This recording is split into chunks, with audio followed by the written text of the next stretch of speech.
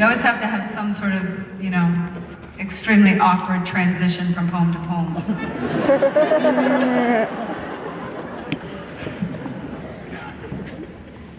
Oh, gender. Somebody's getting a call. One time, I was reading a very serious poem at a show, and I was at the grand finale of the poem, and somebody's phone started ringing, and I was on stage thinking, whose fucking phone is ringing? And then I realized it was my phone in my bag. So whenever a phone rings, I think, hey, there we are. It's my mother calling to tell me to stop swearing so much and to stop being so gay. Anyway, poem.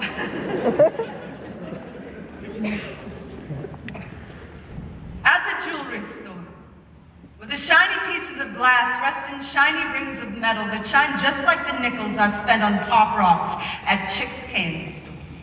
The woman behind the counter with the burlap skin and the windproof hair looks up from her nail file and tells my mother I am one adorable little boy.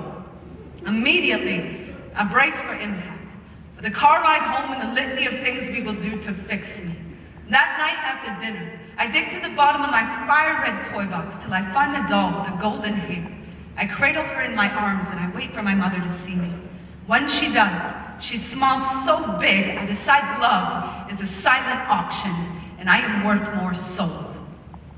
They want to make us something.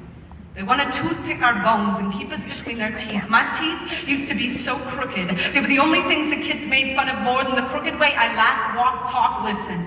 I am tired of wearing braces. From my burning temples to my cold feet, from the slack in my rope to the machine in my heartbeat, every closet is a Russian doll with another inside. By the time my mother finally found the words to call me her gay daughter, I was searching for the nerve to describe the sun in my eyes, the shadow of the boy I might be or the boy I might still love for the official gay record. I never left him. He left me because of the mirror I was, because of the pretty he had to hold in his own arm to find a home in his own skin. In New York City, I searched for the home in my own skin. When a woman grabs me by the neck of my coat and drags me from the ladies' room like a dog on a chain, and I am torn between confused gratitude and the urge to bark my pretty name into her face till she can taste the smoke on my father's pink cigar. Lady, do you have any idea how many scars I already have the shape of this boxing match? I did not wear a welcome mat on my chest just so you can walk all over it. Fumbling with the keys to the locks, they keep building to the doors. I keep opening, hoping someone will see the rainforest growing in my living room.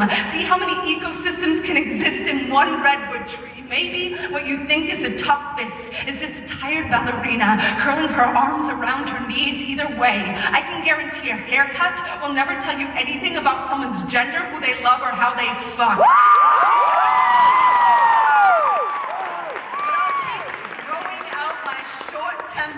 For the next time I have the opportunity to tell someone in my queer community, look, I'm about as butch as a Swedish male figure skater. As a dyke, I will happily dance in that music box for tonight. But tomorrow, when I pull the word faggot from the shotgun of a frat boy's throat, then send it in a love letter to my love so she can scratch it down my back, please believe I am taking back every Bible belt that has ever cracked against my spine. Every night I drove through Kansas with, I swear to God, a pink barrette in my fucking pocket in case I had to split second decide if a woman would be safer armored than this. When his flashing blue lights give me 10 seconds to pick what target, he'll be less likely to miss. Officer, I've been willing to bet your arrows will look a whole lot sharper in my Cupid hands than in the dull hatchet of your hate, than in the way you spit the word ma'am down my throat, like I might swallow it in the same gulp as my pride when you decide who I am. But remember, pride, that's my parade, built from the very wings of boys who bulldozed your barricades. The day you claimed AIDS was a gift of God, our wheels started spinning like Christ turning over in his grave for every holy-knuckled gender-bent trans kid who's taken a knife blade to the gut, every bloodhound that ever sucked on her pronoun, like her self-given name was not a stained glass cathedral. Their tired boots could only pray to find soul enough to touch. Now ask me what I am. I'll tell you all of the above and none of what they've ever listed. I will say I have never cared to be nearly as much as I care to become. We are all instruments, pulling the bows across our own lungs, windmills, still startling in every storm. Have you ever seen a newborn blinking at the light? I want to do that every day. I want to know what the kite called itself when it got away, when it escaped into the night, that jewelry case of sparkling star where the face of the moon is always winking at some adorable little boy with a pink cigar.